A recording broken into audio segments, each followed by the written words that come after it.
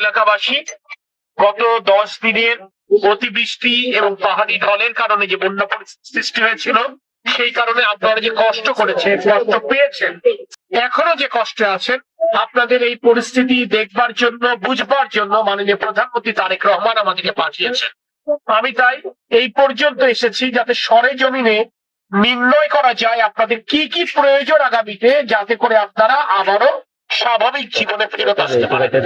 আমরা এখানে এসে দেখেছি অনেকের বাড়িঘর ভেঙে গেছে, তাদের বাড়িঘর মেরামত করা প্রয়োজন। আমরা কথা দিচ্ছি সরকারের তরফ থেকে আমরা সেই বাড়িঘরগুলো মেরামতের ব্যবস্থা নেব ইনশাআল্লাহ।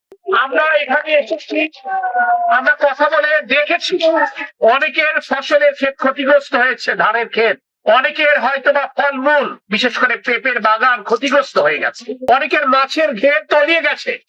আমরা সেই ক্ষতিগুলো সরকারের তরফ থেকে পুষিয়ে দিতে চাই। এখানে আসার পথে আমরা বহু জায়গায় আমাদের গাড়ি থামাতে হয়েছে।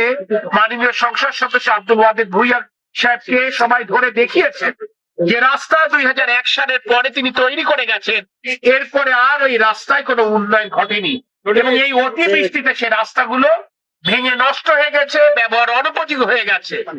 আমরা আজকে প্রায় 2.5-3 ঘন্টা এলজিডি এবং রোডস অর্থাৎ যেই দুটি বিভাগ সরকারের তরফ থেকে এই রাস্তাঘাট, ব্রিজ, কালভার্ট তৈরি করে, তাদের সাথে বসেছি এবং তাদেরকে বলেছি দ্রুততম সময়ের মধ্যে এই কাজগুলো আমাদেরকে মেরামত করতে হবে, যাতে করে সবাই স্বাভাবিক জীবনে ফেরত আসতে পারে।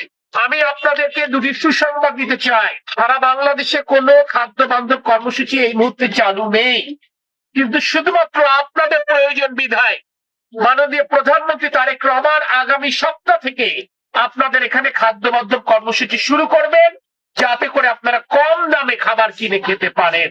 আরেকটি উদ্যোগ সরকারের তরফ থেকে নেওয়া হচ্ছে, যে সমস্ত এনজিও ক্ষুদ্র ঋণ বিতরণ করেছেন এবং করেন, প্রতি মাসে তাদেরকে কিস্তি দিতে হয়।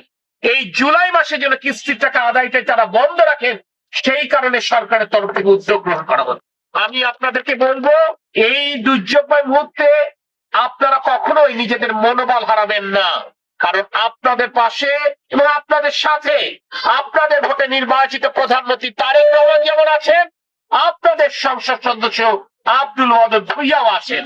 আর প্রধানমন্ত্রী তারেক রহমান আমাকে পাঠিয়েছেন এই এলাকার সমস্যা দেখে জেনে আপনাদের ইউনো মহোদয়, ডিসি সাহেব এবং এই এমপি সাহেবকে সাথে নিয়ে কাজ করবার জন্য। ইনশাআল্লাহ সেই কাজগুলো আমরা করব। সকলে ভালো থাকবেন। আল্লাহ হাফেজ। বাংলাদেশ জিন্দাবাদ।